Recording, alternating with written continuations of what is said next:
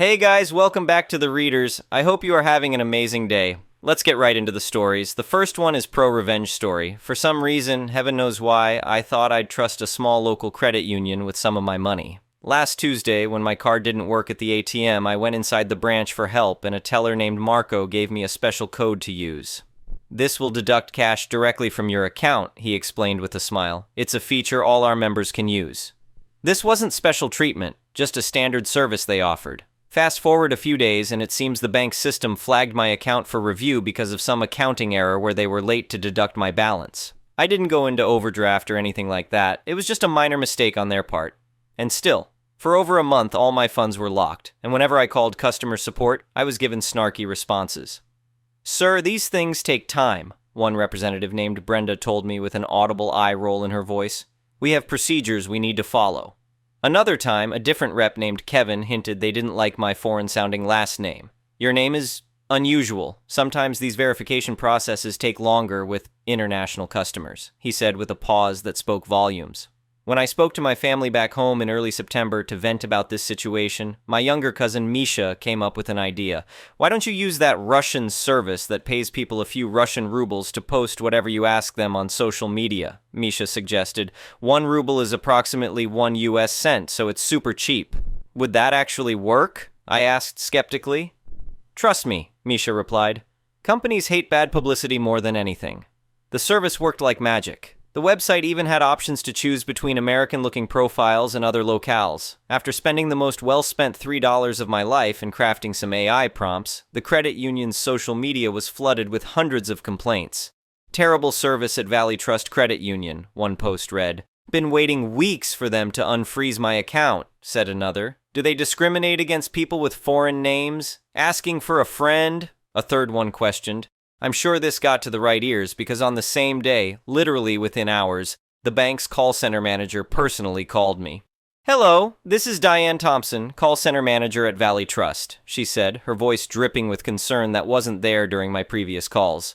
"We understand your frustration with the extended review of your account, and we want to make this right.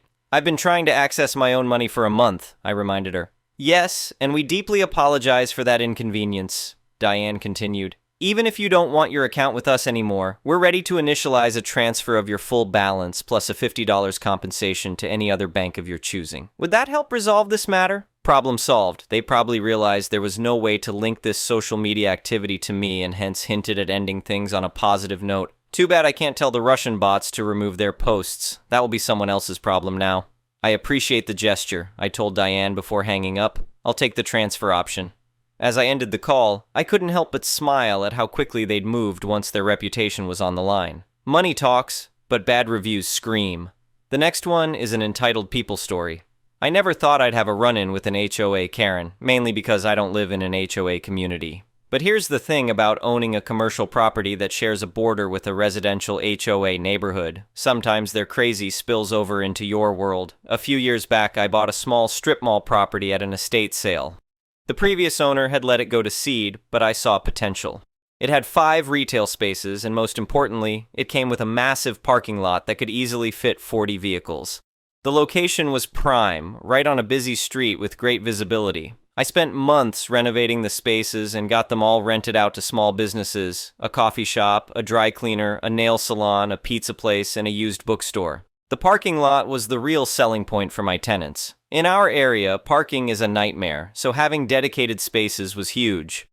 I kept the lot well maintained, repaved it, painted fresh lines, and even installed decent lighting. As the owner, I parked my truck there every day while I handled property management tasks and maintenance issues. Now here's where it gets interesting. The strip mall backed up to a residential neighborhood called Meadowbrook Heights. Fancy name for a collection of cookie-cutter houses built in the 70s. They had an HOA that mostly kept to themselves. There was a fence separating our properties, and for the first couple of years we had zero interaction.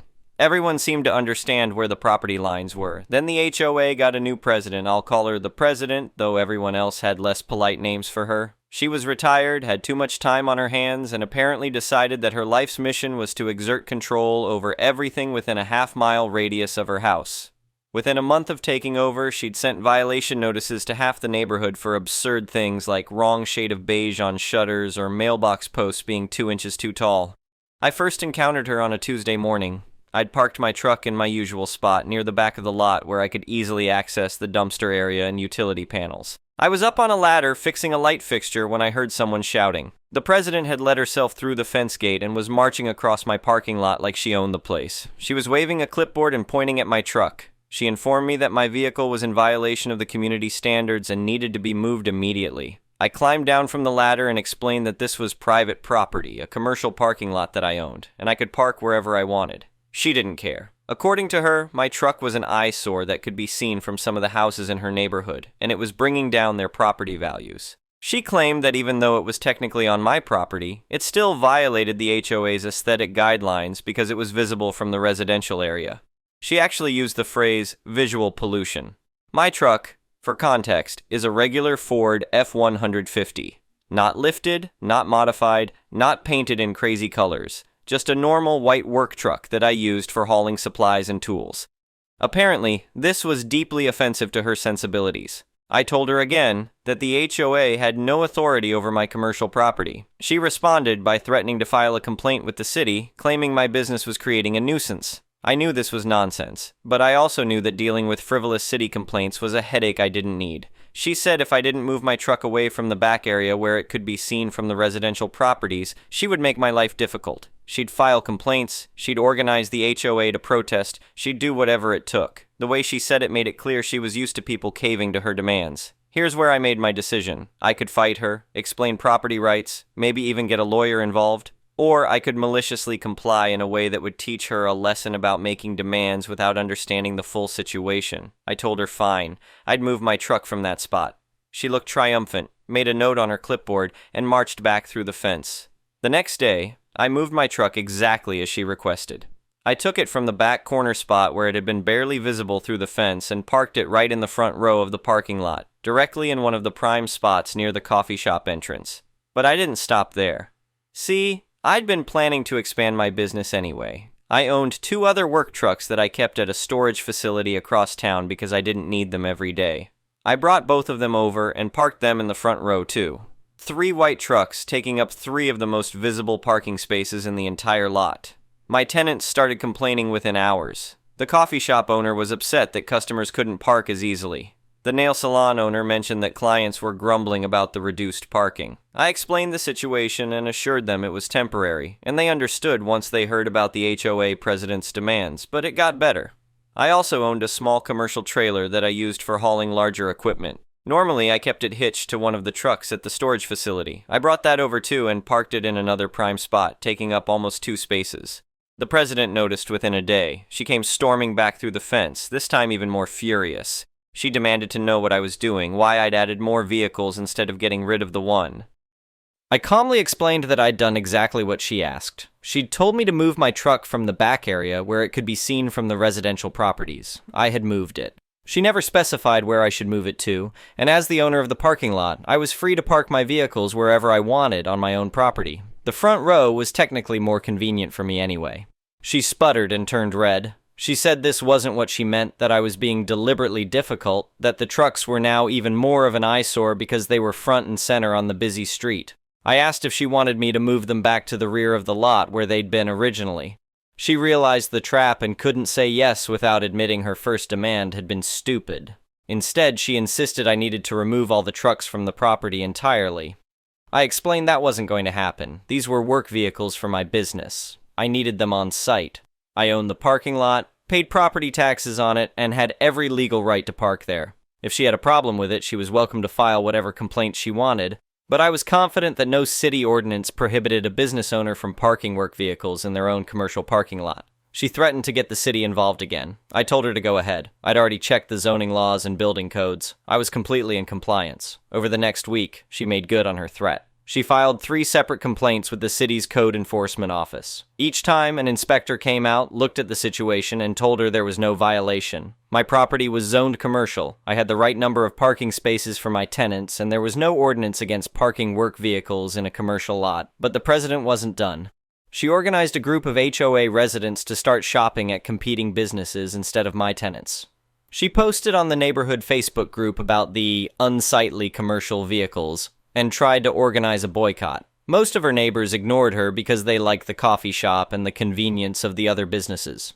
A few residents did join her campaign, though. They'd walk past the strip mall and make loud comments about how terrible it looked. One guy actually stood in the parking lot filming the trucks, saying he was gathering evidence for a lawsuit. I told him he was on private property and needed to leave. The whole situation might have continued escalating, except the president made a critical mistake. In her zeal to find something to nail me with, she started researching the property records. That's when she discovered something I'd been waiting for her to figure out. When I bought the strip mall, the sale had included not just the building and the main parking lot, but also a narrow strip of land that extended along the fence line. This strip had originally been part of the commercial property, but had been let to grow wild with bushes and weeds. The previous owner had never maintained it. The HOA had apparently been using part of this strip for years without realizing it wasn't their property. They'd built a small playground area that technically encroached about 15 feet onto my land. Nothing major, and I'd never cared enough to make an issue of it. The neighborhood kids used it, it wasn't hurting anything, and I figured being a good neighbor meant not sweating the small stuff. The president found the property survey and realized her precious HOA playground was on my land. I knew the moment she discovered this because she showed up at the strip mall looking pale and worried. She tried a different approach this time, much more conciliatory. She explained about the playground and asked if we could work something out. Maybe she could stop complaining about my trucks if I'd let the playground situation slide.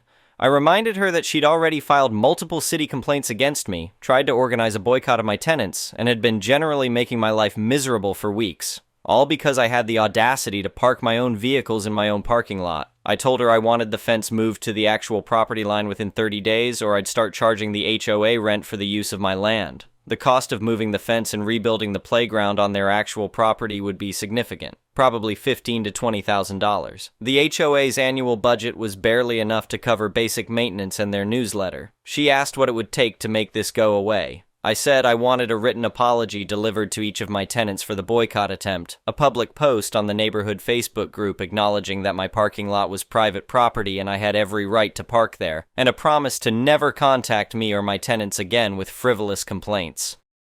She agreed to everything. Within a week, I had the apologies, the Facebook post, and a signed agreement that the HOA would stay in their lane going forward. In exchange, I agreed to let them keep the playground where it was and promised not to charge rent. I moved my trucks back to their normal storage facility and went back to parking just my daily driver in the back corner where it had always been. My tenants were relieved, their customers came back, and life returned to normal. The president resigned from the HOA board a few months later. I heard through the grapevine that the other board members had been furious with her for nearly costing the HOA thousands of dollars over a petty parking dispute.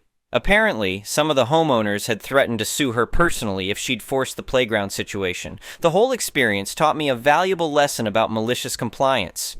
Sometimes the best way to deal with an unreasonable demand is to follow it so literally that the person making the demand realizes how stupid it was in the first place. And it definitely pays to know exactly where your property lines are. The next one is a petty revenge story. So this has been driving me insane for like 3 months now. My neighbor parks his massive truck juiced enough over the edge of my driveway that I can technically still get out, but I have to do this ridiculous multi-point turn every single morning. I've asked him about it twice. First time he was like, "Oh, my bad," but then kept doing it. Second time, he literally just goes, "There's still enough room though," and walked back inside like, dude, come on. Anyway, last Tuesday, I see him outside doing yard work and his truck is in its usual spot. So I parked my car directly behind it in the street, not blocking his driveway or anything illegal, just making it so he'd have to do some weird maneuvers to back out. Sure enough, 20 mins later, there's knocking on my door. He's all annoyed, asking me to move my car.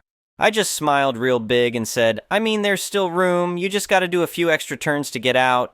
The look on his face, LMAO. He hasn't parked anywhere near my driveway since the next one is a malicious compliance story. Long ago, I was dumb enough to rent a house within the control of an HOA. I have since learned better. This property was managed by a company called City I lived in. Properties they had purchased the house within the HOA and rented to us, but given that I wasn't actually in the HOA, I was just a renter, it became a really convoluted mess very quickly. We were told that we would need to adhere to the HOA guidelines, but we couldn't talk to the HOA directly, nor would we be able to receive a copy of the rules, but that it wasn't that serious, most of their tenants didn't ever hear from them. Should have said no right then, but I was young and dumb. The day I arrived at the property to move my stuff in, I was informed by my landlord that I was being fined $100 for my trash cans being visible from the street. Apparently, because my trash can was delivered by the city 2 days prior to a place I didn't have access to, it was my responsibility to have driven across town and broken into the backyard to move the trash cans. The first infraction is a warning they never passed. On the second is $100. They said I was responsible for it, especially after the warning I literally never received. Then they told me that they would only accept payment in person going forward, even though my deposit and first month's rent were paid online, and it must be through a money order in person. Then they informed me the Office 4, the city I lived in, properties which I'd never been to, is actually a 2-hour drive away, totally not in the city I lived in. I told them this is my first day in, I got the keys an hour ago, there's no way I could have done this correctly. Surely it could be explained to the HOA that this couldn't be my fault. They said no, I couldn't talk to the HOA because I wasn't a member, couldn't see the rules I was supposed to follow because the HOA only allows copies for members. Then they pointed me to a single line in the rental agreement that said I would follow the rules. After far more back and forth than should be required for something so ridiculous, we came to an agreement that they would cover the fine, but for some reason it was impossible to waive the record of the infractions, and I would be halfway to eviction on day one. All of it counted against me, but they'd do the $100. I asked if there were any more rules that I needed to be aware of up front since I couldn't get a copy of the rules. They told me I had to mow every Thursday because that and the trash can thing is what typically gets people in trouble. They do a walk by Fridays. If we mowed on Wednesday, it would be too long by then. If we did it Friday, they'd count it as not done. I mow the lawn every Thursday for months and kept my head down. I never even spoke to a neighbor or did anything to draw attention to myself. Around 3/4 of the way through the lease, I get a $400 fine on a Friday with a photo taken nearly in my backyard of my grass with a ruler next to it, which I had just mowed the day before. I'd missed a single tuft of grass behind the AC unit. It was less than half an inch above the rest of it. They'd walked through the yard to the back corner with a ruler to find an issue. They said this puts me on my final warning before eviction unless I could prove it was cut by a specific landscaping company owned by someone in the HOA. Apparently, the HOA only accepts work from them, and it's the only way to reverse a fine. I fought it hard, but ultimately I paid it because I was almost out. Then I started to pay to have it done by that company and kept receipts just in case. Around 2 months or so left in the lease, I get another notice. This time, it's a $600 fine and a formal letter stating that I would be evicted and a picture of my grass fully mowed. No ruler, no indication that anything was really wrong, just a wide shot of my house with cut grass. Since the last time I was told that a receipt proving it was done by them could clear it up. I called the landlord up, offered to show them the copy of the receipt, told them to look at this picture or come by with a ruler, but it was done correctly. I figured it was a misunderstanding, and there's no way I'm actually getting evicted over this. A woman who I'd never spoken with answers the phone and comes in hot from the get-go. I calmly explained the situation to her. She isn't having any of it, cuts me off mid-sentence, says I have to pay $600 today, then they are going to evict me. Refuse to look at the receipt or the photo, tells me the buck stopped there and it's my fault for being a bad tenant and to just save my breath and start packing. I told her I didn't recognize her voice and that I had been dealing with someone else. I asked how long she'd been there. 2 days I just started. I asked to speak to someone else who might be more experienced. There's nobody else. We don't need to continue any further than you giving me my money, I started to say. I think that I need to speak to someone else again. Nobody else works here and no one cares what you think. Stop trying to get out of it and be a man. I'm a pretty easygoing guy, but now it was the principle of the thing. I was like, I'm pretty sure someone cares what I think and I know they didn't just hire you and leave you alone in the office. Then go write your opinion on Google or something where we can all go back to ignoring you. If you call back, you're only ever going to talk to me because this isn't worth anyone else's time. I said, oh, don't worry, I will get right on that, and I promise you're going to care in the end. Then this woman started listing off review websites saying that they don't care and no one cares about me. Go to Yelp, go to this place and this place because no one cares. I wrote them all down. Asked for her name, she gave that too, and I wrote that down. Then I told her I'd be in touch. Cue the malicious compliance. This was early in the morning and I had to go to work, but it was an office job that allowed me some leeway in when my work could be done as long as all of it got done before the end of the week. I cleared my whole day. I didn't get a single other thing done. I found every online site that even halfway mentioned them, and I wrote an entire scathing review on every one of them. Not just copy and paste, but fully hashed out in every single place fresh. I even contacted the local news organization, though they never got back to me, but the attempt was made. I ripped them a new one in every method I could. Their website, Yelp, Google, Zillow, every single place that had a message box. I was doing it in bed up to the point I passed out late that night. Most of these places had no reviews or 1 5-star review, so it definitely didn't go unnoticed. 8 a.m., I get a call from the VP of the property company. She'd flown in from Florida, where she was on vacation, to figure out why they suddenly had all these super negative, super specific reviews. I said, oh, so there is someone else who works there. The VP tells me that she's read the reviews and that while she's sorry this was my experience, that this was liable or whatever since I wrote it in a public place, and that they'd sue. I told her it's not liable if it's a true account of my experience, which it was. I added that her new employee even told me the places I could write my opinion because no one was ever going to care what I said. I was just following instructions. They were also evicting me based on something that was demonstrably false, so it's not like I had anything to lose. She got really quiet, then puffs herself up and started getting an attitude, says I'd be hearing from her lawyers soon. I said, oh, great. Were they on vacation too? She hung up. I think it was an hour or two later I get another call from the president of the property company this time. They looked at my receipt for the lawn care and looked at the photo and saw that it was very obviously wrong and were dropping the charge. We were not going to be evicted. Not only that, but they'd straightened it out with the HOA, and the first 2 infractions were also dropped. My $400 infraction was actually only a warning as a first infraction, so I'd be getting that money back. And to top it all off, the wretched woman who told me that no one would ever care what I think was fired by him personally before the call, which is what took the hour or two. Apparently, she was in tears. They asked if I would take down or at least revise some of my reviews so it didn't ruin their company's reputation. I left them all up even after I moved out and never answered another call from them again. Someone's dog may or may not have also taken a dump underneath their doormat and accidentally stomped on it after a 2-hour drive to drop off the last money order. Impossible to tell really, but who cares anyway. The next one is an entitled people story. I have no words to explain how much of a mess this birthday celebration was. My best friend turned 30 yesterday and she wanted a special celebration.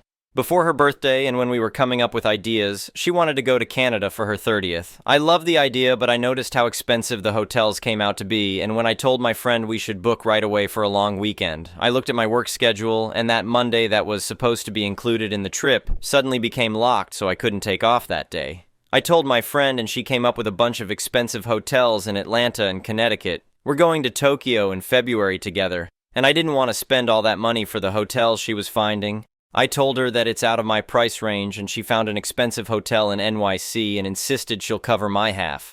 We're both from New York, and honestly, I found it to be a waste of money. I'm from Long Island, and she's from Brooklyn, so there's no need to spend 2 nights in an expensive hotel, but hey, it's her birthday, not mine. We had this plan that from the hotel we can go upstate and enjoy the fall. I go upstate with my parents a lot, so I know which areas are good. I suggested we go to Cold Spring and send her a bunch of Instagram videos. She agreed to the idea and seemed excited. When we were taking the train up, she said Cold Spring doesn't seem to have many restaurants and suggested we go to Beacon for lunch, then on our way back go to Cold Spring. I said that sounds good. When we were exploring Beacon, we got lunch, but all she did was complain that the area was boring. We had a dinner reservation in NYC, so we lost time exploring Cold Spring. I thought she would love Cold Spring because of all the good photos she'll get for Instagram, but the whole time back home she kept commenting that she's a city girl for a reason. I feel like if she wasn't in a rush to get back to NYC, she would have loved Cold Spring. I had plans to get her cupcakes for her birthday, but she didn't like the bakery I thought of getting it from. Then she came up with a few places, which is totally fine. I thought we would be enjoying the dessert at the restaurant, but no, it had to be the hotel. She wanted to get balloons and got upset when I suggested we eat the cupcakes at the hotel. My friend is from Hong Kong, while I'm just a white girl. Sometimes we talk about her culture, and I'm someone that loves to learn about other people's culture. But honestly, I do make the mistake of confusing Hong Kong with mainland China, so that would be things like the language, government, and other things. We do talk a lot about Hong Kong and mainland China, but yesterday I asked my friend if Hong Kong shares the same type of government as China. My friend turned to me and said, in all seriousness, "You just triggered me and my whole country." I quickly apologized and told her I simply don't know these things because I thought I heard Hong Kong is a part of China's government. She continued to tell me that I'm triggering her so much right now and explained the differences. Then later that night, we were hanging out with friends and the topic of China came up. My other friend confused the language style of China and Hong Kong. I said that I know it's confusing, and my friend said, "Yeah, you always confuse my country with China and it really triggers me." She then continued to say that's like me confusing and triggering you about North and South Korea. I went quiet after that because she knows my husband is Korean and I'm very prideful towards South Korea. She then went on by saying that the US military needs to get out of South Korea and that the US ruins everything. I didn't say anything at that point and just kept to myself. The whole birthday was a disaster and I don't know if it's my fault. She didn't even thank me for the beautiful gift I got her and for lunch. I'm not looking for a thank you, but I just thought a comment about the necklace would be nice so I can know if she likes it or not. I'm worried about what's going to happen with our trip to Tokyo because she needs to be in control and the littlest thing seems to upset her. I don't know what I did to fail as a friend for her to be so upset during her birthday. She would also go very quiet during the whole weekend, so that made me worried if I'm doing something wrong. The next one is an entitled parent story. A mom from my daughter's 11F middle school just went off on me because I offered to help her out by picking her daughter, 11F, up after school and bringing her to my house where the girls could play. Then things didn't go absolutely to her specifications. Her son's high school is just down the street from my house and gets out an hour later, so this saved her making 2 trips. Our girls are BFFs from elementary but never played outside of school because we live far apart. Ideal, right? Maybe not. Afternoon, I went to get the girls. The battery in my old mom van finally pooped. I can't drive my husband's manual, so he offered to pick up, and I texted the mom what happened, that my husband would be 10 to 15 minutes late. The girls were safe on campus, and my daughter is used to varying pickup times due to my work schedule, and that he would pick up my son from elementary on his way back, an extra 20 minutes total. They would still be back before she came to get her son from the high school. She called me livid because in her words this was a serious situation that warranted a call, not a text. That being late for the pickup is not ideal regardless of the circumstances, that her daughter should not have to spend her time waiting to get picked up when she thought she would be playing at someone's house, should not have to sit in a car an additional 20 minutes for the extra trip of picking up my son, and should not be picked up by a man she doesn't know, in a car she doesn't know. Mind you, my husband had attended school functions for years. He's not a stranger. She must have begun, "I don't appreciate," insert ridiculous expectation, 40 times over the 20 minutes she kept me on the phone.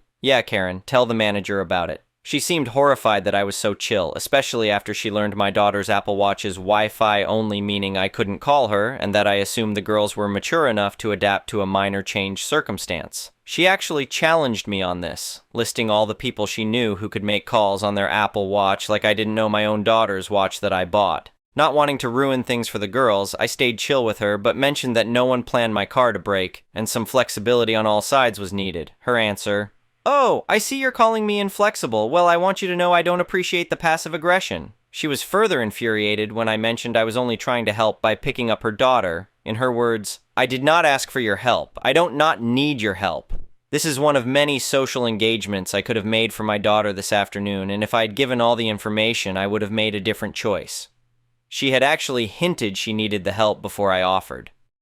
From my daughter, I understand that this other girl doesn't have many other friends, and that the mother has been really forward about telling my daughter she has to sit with her at lunch, which my daughter doesn't mind doing, but still, I've found it a little weird that this woman has called me on my work days to make plans for our girls, but needs my answer right away because, frankly, you're not the only call on our list. But I figured she doesn't work and has nothing to do during the day but obsess over her daughter's social schedule. When the girls rolled in with my husband, they were, of course, fine, laughing, and hadn't thought anything of the extra time or the drive. But no sooner did they walk in the door than the friend gets a call from her mom and her face falls. For the next several minutes, all I heard was, "I'm sorry, Mom, I'm sorry, Mom, I'm sorry, Mom," over and over and over. Apparently, a full minute had passed after I texted the mom to let her know the girls had arrived safely, when they were just pulling into the driveway. And the girl had committed the cardinal sin of not texting her mom when she had been told to do so immediately upon arrival. This just goes to show an overbearing, entitled mom is not the kid's fault, even if she's doing it all for her and is in fact probably making that kid's life hell.